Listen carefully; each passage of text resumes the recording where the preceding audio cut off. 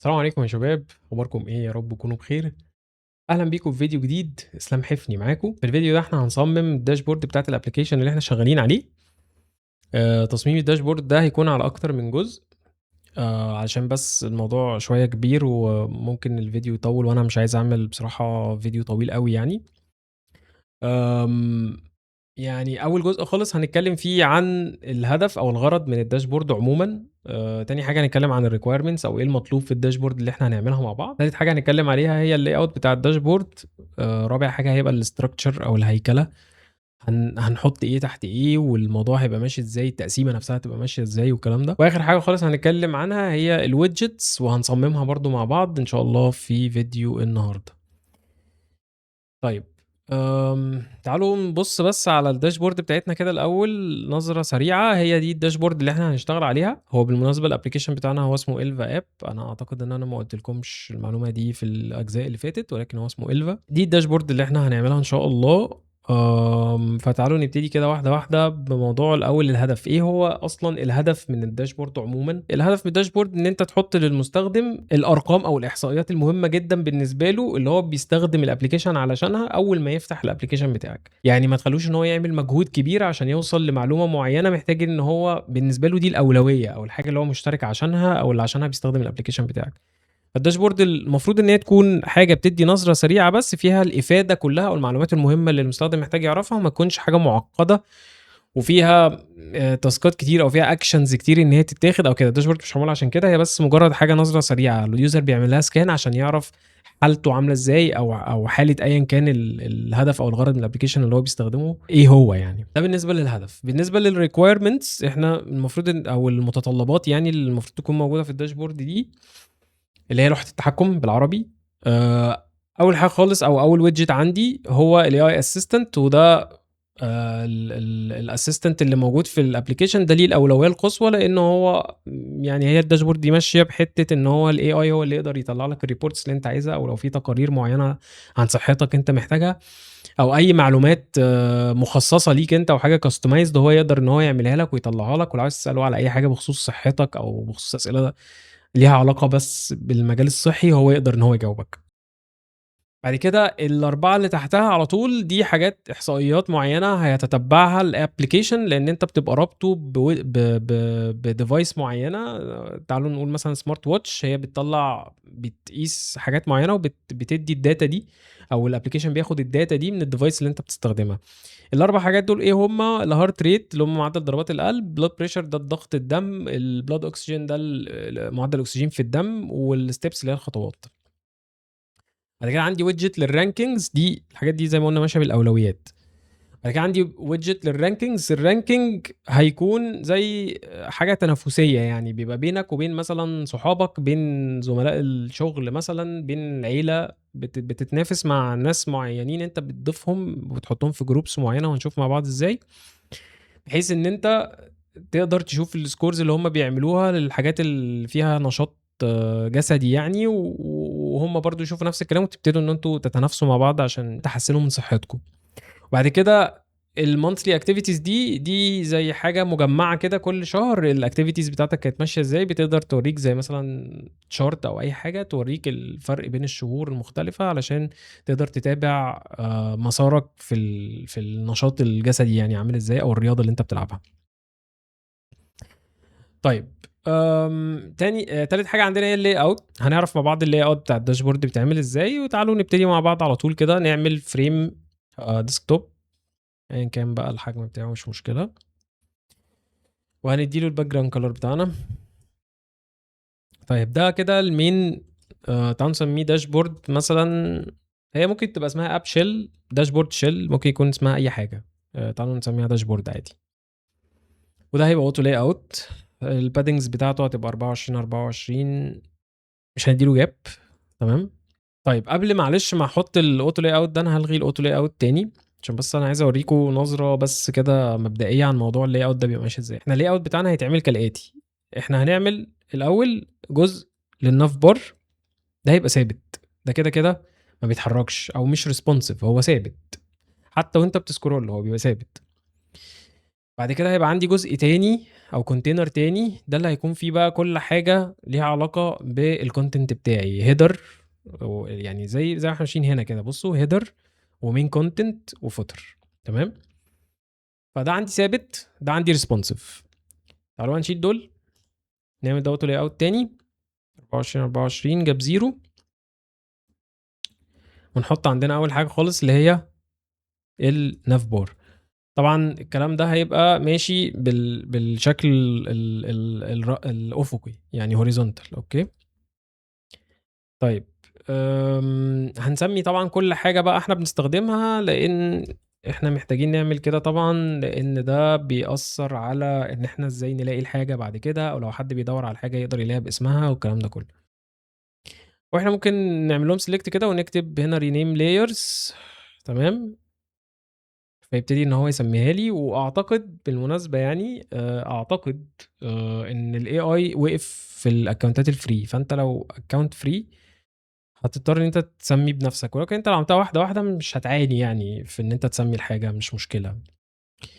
وطبعا في الاجزاء اللي جايه هنتكلم عن ايه الحاجات اللي نعملها كومبوننتس وايه لا، بديهيات يعني. احنا في البدايه خالص طبعا اللاي اوت الرئيسي ده اكيد هنعمله كومبوننت، لان هو معايا في كل صفحات الداشبورد، فدي حاجه من الحاجات اللي بتبقى دايما كومبوننت.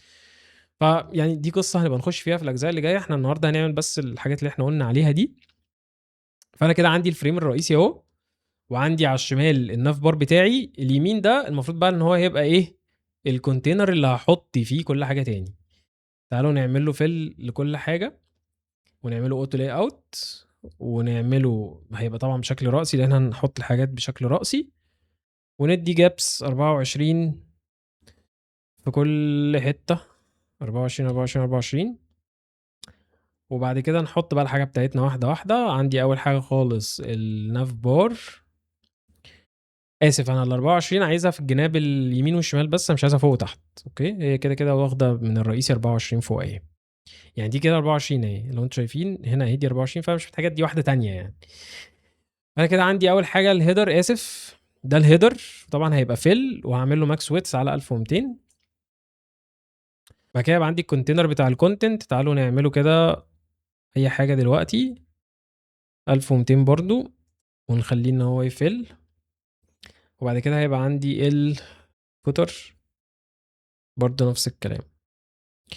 فانا كده عندي الجابس بينهم 24، كلهم معمولين فل، وكلهم واخدين ماكس ويتس 1200. طبعا الكونتينر الرئيسي ده انا مش محتاج يعني، انا هو كده خلاص، هو كده بقى ريسبونسيف زي ما انتم شايفين، مفيش مشكله عشان احنا عاملين طبعا كل حاجه فيل، بس مدينها ماكس ويتس ما تتخطاش ال 1200 بكسل. اوكي، القصه دي احنا اتكلمنا فيها برضو قبل كده بالمناسبه يعني في الفيديو بتاع الريسبونسيف ديزاين.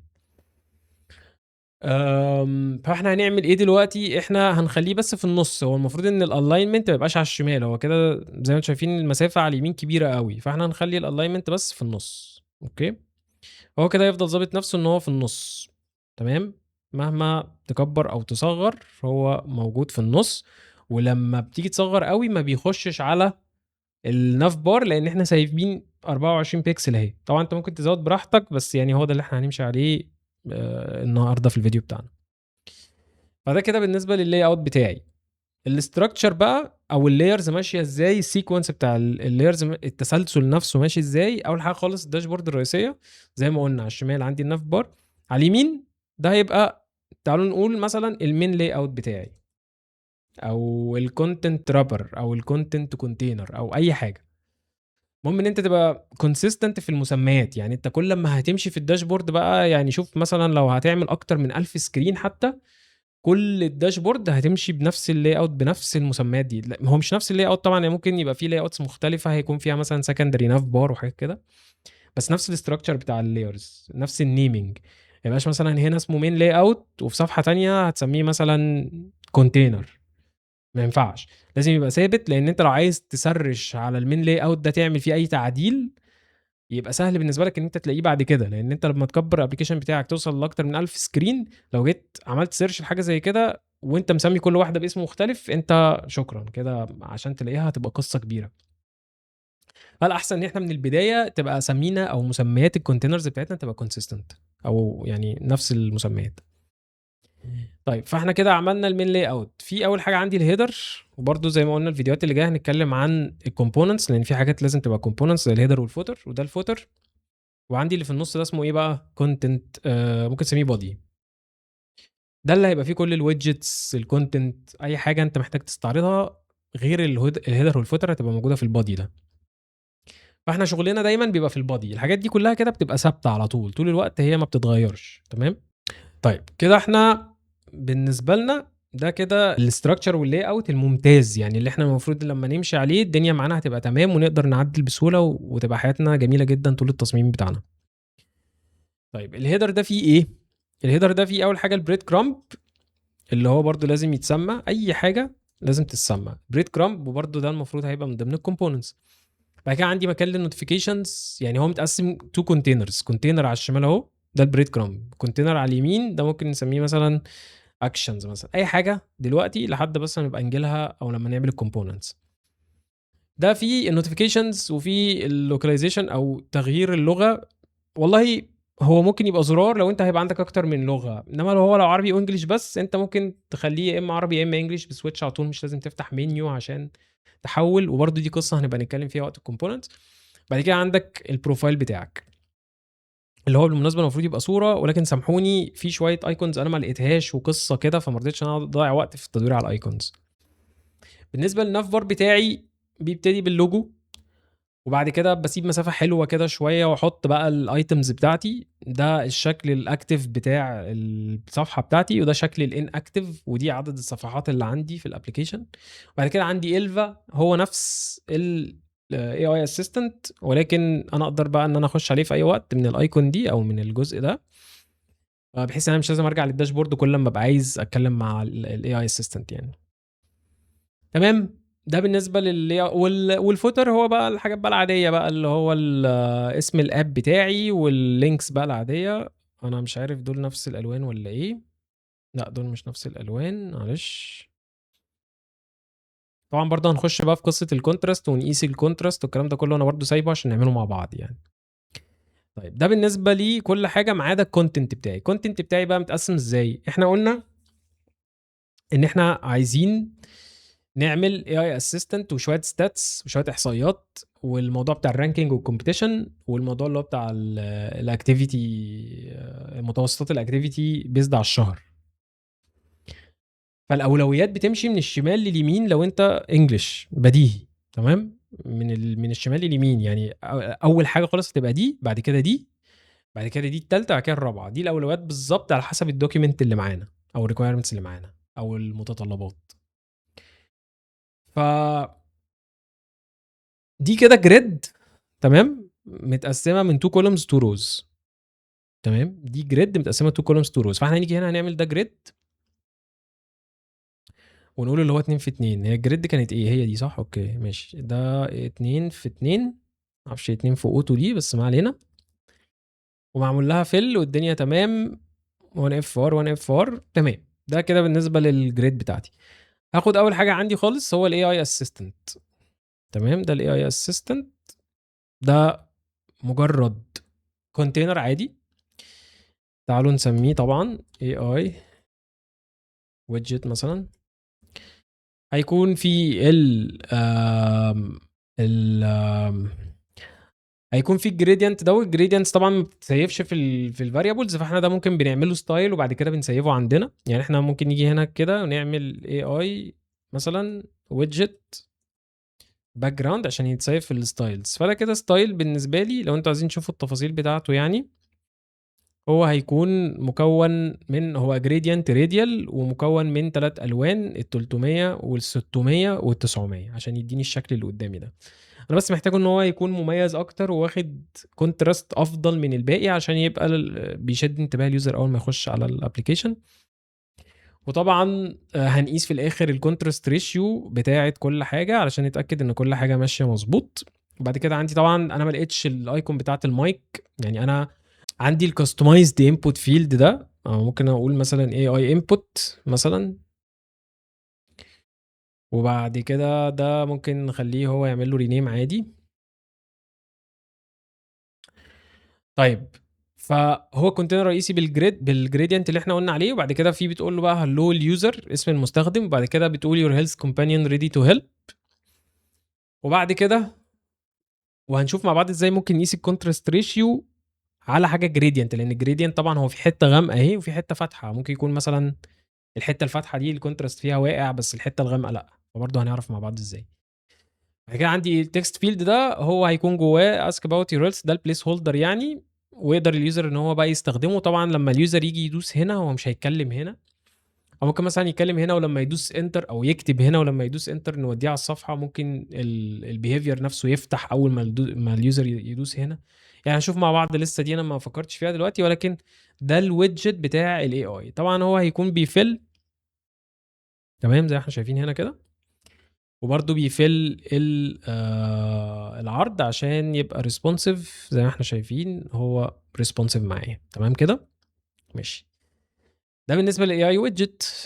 الويدجتس بقى اللي هي بتاعه الصحه، هي اصلا جوه كونتينر جريد برضه، يعني هنعمل جريد تانية 4 في 4 2 في 2 اسف.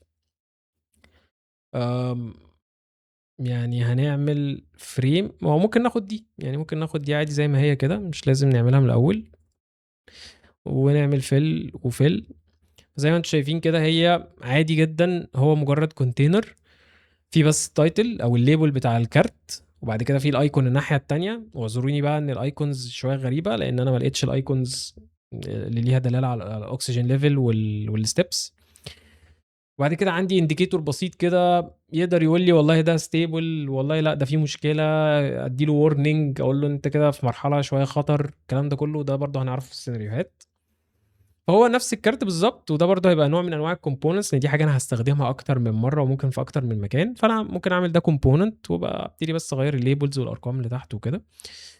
بيتكلم عن الهارت ريت والبلاد بريشر والاكسجين والستبس زي ما احنا شايفين، وكل واحد ليه الانديكيتور بتاعه بمنتهى السهوله. وطبعا الايكونز بتبقى المفروض دلاله على طبيعه الاحصائيه دي. فبرضو ده معمول فنقدر ان احنا برضو لو بصينا كده هنلاقي ان هو ايه ريسبونسيف تمام كده ماشي. نخش على اللي بعده اللي هو الرانكينجز او الكومبيتيشن. هاجي اجيب الفريم بتاعي وهضيفه هنا. احنا دي يعني دي كده ممكن تتعمل ان هي هج، دي ممكن تعمل ان هي هج، ودي تبقى فيل مش مشكله يعني. ممكن نخلي دي هج ودي فيل. اللي فوق احنا مش محتاجين قوي ان احنا نخليها طويله، ولكن دي احنا محتاجين ان احنا المينيمم نحط اربع روز في الجزء ده. الجزء ده بيتكلم عن ايه؟ الجزء ده بيتكلم على ان انا دلوقتي عندي 3 جروبس، فريندز وفاميلي وورك، وده تاب. طبعا الحاجات دي زي ما قلت لكم هي المفروض هتبقى كومبوننتس، بس انت المفروض ده بيبقى اسمه تاب، واللي جواه ده مثلا، او مثلا ده تاب مين مثلا، واللي جواه ده تاب اليمنتس مثلا، او ايا كان ممكن نسميهم كلهم تاب عادي. انا بس عايز اوصل لكم حته ان احنا لازم نسمي الحاجه يعني. وده مثلا رانكينج ويدجت مثلا. بعد كده عندي التابات دي ممكن احول بين الجروبس المختلفه، اللي هي في حالتنا هنا هتبقى الاصدقاء والعائله والورك كوليجز مثلا، او الكو وركرز اللي معاك او زمايلك في الشغل. بعد كده بيقول لك انت والله انت رقم 4 من ضمن ال 12 فريندز اللي انت ضايفهم، وممكن تدوس فيو اول يوريك الليدر بورد كامله او الرانكينجز كامله. وهي عباره عن روز كده مختلفه، يعني ممكن نسميها حتى برضو عادي روز مثلا، ودي روز مين مثلا، او كاردز وكاردز مين ايا كان. بعد كده الاستراكشر ماشي ان انت عندك هنا ده الرقم، بعد كده دي البروفايل بيكتشر المفروض زي ما قلت لكم، وبعد كده ده الاسم بتاع الشخص اللي هو بالمناسبه انا بس عشان كنت حاطط تكست تاني معاه بجرب شويه حاجات، فاحنا ممكن نشيل اصلا الاوتو لاي اوت ده او الفريم ده. فهيبقى هو ده الموضوع، وما بينهم زي ما احنا شايفين كده 16 بيكسل. ممكن تخليهم فيل عادي، يعني ممكن نخلي دول كلهم كده فيل عادي، مفيش مشكله خالص. بس فهو كل واحد بيكون من ان الرقم الترتيب والصوره واسم الشخص وعدد النقاط بتاعته، وده برضو فريم تاني. يعني خلونا بقى نبقى نسمي في الاخر عشان الحاجات دي كلها اصلا هنعملها كومبوننتس. ده هيبقى عدد النقط، وبعد كده في سهم بيدل يعني على ده ممكن يبقى clickable. فمتخيل مثلًا إن هو أصدقائك دول لو أنت دوست عليهم تقدر إن أنت تشوف تفاصيل أكتر عنهم، وتفاصيل أكتر عن الactivities أو النشاطات اللي هم بيعملوها. ده بالنسبة للranking widgets. widget آخر widget معايا هو الaverage health أو الaverage monthly activities. الcharts اللي بتبقى زي كده هي بس فيها نقط شوية محتاجين إن إحنا نركّز فيها علشان يطلع responsive وما يبقاش فيه أي مشكلة خالص، تمام، زي ما أنتم شايفين كده هو الchart responsive. طيب الchart ده بيتعمل إزاي؟ تعالوا الأول بس نعمله كده، نسميه عشان الحاجات دي شوية. آآ طيب هو ده الaverage monthly activities ده. أنا عامل main container عادي، وبعد كده فوق خالص أنا مدّي ال12 و12 دول جوّه auto layout. ممكن ده مثلًا نسميه label wrapper مثلًا أو title wrapper في الcontainer بتاع الtitle، علشان أنا عايز أدّي له أكتر من 12 و12، يعني عايزه 24 و24 كpadding جوّه الcontainer، أنا مش عايزه 12 و12، ودي في نفس الوقت عايزها 12 و12 عادي. فأنا قسّمتها، خلّيت واحد ياخد 12 و12 زيادة عشان يبقى المُجمل 24، وواحد عادي 12 و12 زي ما إحنا شايفين دلوقتي. فده الtitle. الchart نفسه بقى أنا باحط الأجزاء دي ب ب بصفة بشكل رأسي، الأجزاء اللي هي بيبقى فيها الأرقام مع الخط نفسه بتاع الرسم البياني ده. فأنا مثلًا هنا حاطط الأرقام بتاعتي عادي اللي هي مثلًا من 0 لحد 28، وفي الآخر خالص حاطط الزيرو عشان بس أنا عايز أقرّبهم شوية من بعض ما يبقاش بنفس المسافة. يعني أنا دول كده لو جيت شُلتهم هتلاقي إن الشهور دي بِعدِت شوية عن الأرقام بتاعتها. فأنا لأ، أنا عايز أخلّي أول شهر خالص اللي هو الزيرو ده قريب، علشان أبتدي أخلّي الchart يبتدي من حتّة قريّبة، ما اخلّيهوش فوق أوي ويطلع فوق أوي ويبقى في مسافة كبيرة بين الشهور وبداية الchart أو بداية الbar نفسه بتاع الchart. لأ، أنا عايزهم كلّهم يبقوا قريبين من بعض كده عشان يبان إن دول يعني تبع بعض. فأنا زي ما قُلت لكم حاطط كل دول كده تحت بعض، كل ده auto layout، ما فيش حاجة absolute خالص، كلّهم تحت بعض تمام. وفي الآخر خالص الline اللي فيه الزيرو، وبعد كده الchart ده هو ده اللي فيه الشهور، تمام. ومدّي بس padding شمال بس، اللي هو زي ما أنتم شايفين كده عشان إيه، زي ما أنتم شايفين لمّا بنيجي نبعد هو عايز يبعد، لأ أنا عايزه يبتدي عند أول إيه، الخط اللي هنا ده، فأنا عشان كده مدّي له الpadding اللي هو 32. طيب الشهور بقى، الشهور عادي موجودة frames عادية auto layout برضه، ما فيش أي مشكلة خالص فيهم، وعاملين fill لإن كلّهم لازم يبقوا يعني متماسكين كده مع بعض وبيبدأوا من بعض. بس جواهم حاطط أنا بقى إيه، الbar نفسه، حاطط الbar نفسه ومدّي له الconstraints اللي هي left وright. ليه؟ لإن أنا لو عايز إن أنا لمّا آجي أصغّر ده كده يبتدي إن هو يظهر معايا، والdefault بتاعه هو بقى الfixed widths اللي أنا مدّيه له اللي هو 24. فأنا عملت له 24 واديته constraints left وright علشان لمّا آجي أصغّره يبتدي إن هو يبقى responsive معايا.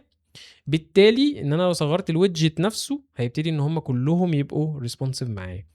وبالنسبة للtool tip اللي هي أنا لمّا باجي أhover أو click على حاجة معيّنة بتبقى highlighted زي كده أو بتبقى مميّزة عن الباقي باللون الأبيض زي ما إحنا شايفين، بيظهر بقى الtool tip إن هو لأ والله ده أغسطس. وبالمناسبة هي أكيد الcontrast ratio دي واقعة أعتقد يعني.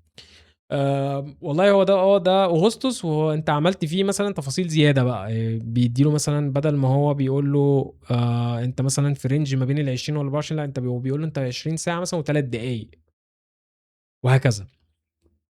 فزي ما إحنا شايفين دي الطريقة اللي أنا باعمل بيها الchart علشان يبقى responsive، وفي نفس الوقت الtool tip دي أنا باحطها جوّه الbar نفسه، الbar chart نفسه. ليه؟ لإن أنا عايزها دايمًا تبقى مرتبطة معاه، هي واخدة طبعًا top right، top right. علشان تبقى دايمًا مرتبطة معاه، ما تسيبوش، تفضل موجودة معاه في نفس المكان بالضبط، زي ما أنتم شايفين كده هي مش منفصلة. لإن الحاجات الabsolute position هي دي طبعًا absolute position زيها زي البار. يعني أنا حاطط الtool tip دي جوّه البار وعاملها absolute position زي البار بس جواه، ومدّيها top right علشان تفضل relative أو مرتبطة بالبار. لإن أنا لو حطيتها جوّه أي حاجة تاني هتبعد عن البار، هتبقى مرتبطة مثلًا بالcontainer ده الكبير ده، فهتفضل دايمًا هي فوق على اليمين وسابت بقى البار، البار ممكن يبعد وهي بعيد خالص عنه، فاهمني؟ فهي دي الفكرة يعني إن أنا باحط الtool tip جوّه الحاجة نفسها عشان تفضل ماسكة فيها. طيب بالنسبة للناف بار، إحنا زي ما قُلنا الحاجة اللي بتبقى highlighted ودي برضه هتبقى من ضمن الcomponents اللي إحنا هنعملها إن شاء الله، الحاجة اللي بتبقى highlighted هي بتاخد الprimary color بتاعي ويبقى الtext بتاعها اللي هو الprimary، ولو لأ بتبقى بلون عادي وفي نفس الوقت الtext بيبقى الsecondary. الElv app دي هي يعني تحسوها إن هي مميزة شوية في الborder بتاعها أو الstroke بتاعتها يعني هي واخدة الangular border.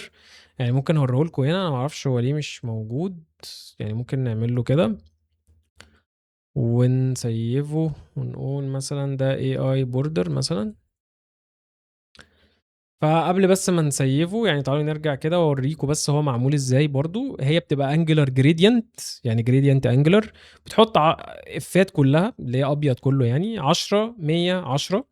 ال100 هي اللي بتبقى في النُص، والعشرات دي هي اللي بتبقى يمين وشمال علشان يدّي الeffect اللي أنتم شايفينه ده. طبعًا إحنا ممكن بنrotate كمان، فأنت تشوف بقى أنت إيه الوضع اللي أنت ممكن تعمله فيه، اللي هو يكون مناسب بالنسبة لك. وأنا ضِفت واحد تاني بس العكس، يعني في واحد تاني بقى بنفس كل حاجة، بنفس الspecs بنفس كل حاجة، بس موجود العكس برضه. ال100 بتاعته في المكان اللي هو عكس التاني، الناحية التانية منه بالضبط، وهو ده الشكل بتاعها في الآخر. بالنسبة للcontrast ratio بقى، إحنا محتاجين طبعًا طالما إحنا حطينا هنا الحاجات دي، محتاجين إن إحنا طبعًا نقيس بقى الcontrast ratio زي ما اتعلمنا قبل كده. الuse contrast هو ده الapplication الplugin اللي أنا باستخدمه دايمًا. زي ما إحنا شايفين كده 4 و7 دي كده pass، دي كده برضه معدية تمام. دي واقعة، دي واقعة، يعني الحاجات اللي في الbackground الفاتحة شوية اللي هي الcard background بتبقى واقعة. فإحنا محتاجين إن إحنا نزوّد الtext الsecondary ده شوية.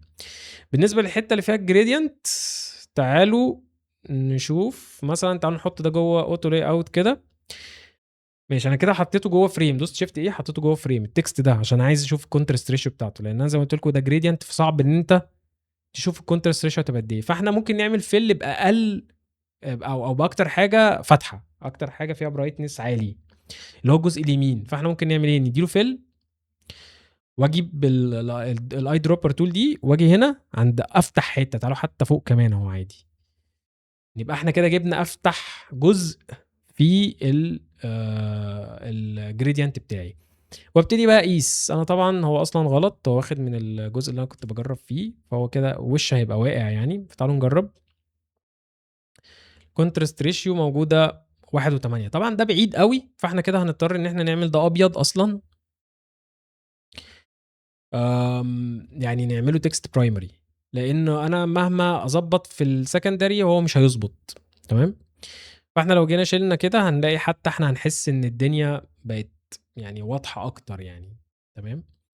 فأنا ممكن حتى يعني أقلل له شوية يعني ممكن أخلّيه كده مثلًا، أقلل شوية الحجم بتاعه بحيث إن هو ما يبقاش highlighted أوي يعني.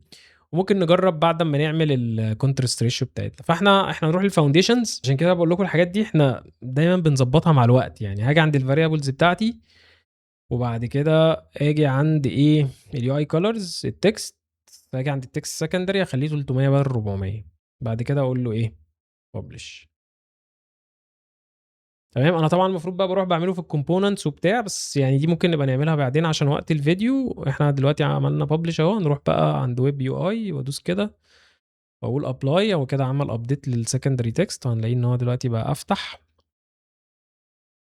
فتعالوا نقيس كده دلوقتي الcontrast ratio تبقى 7 و8، ده يعني أكتر حبّة حلوين.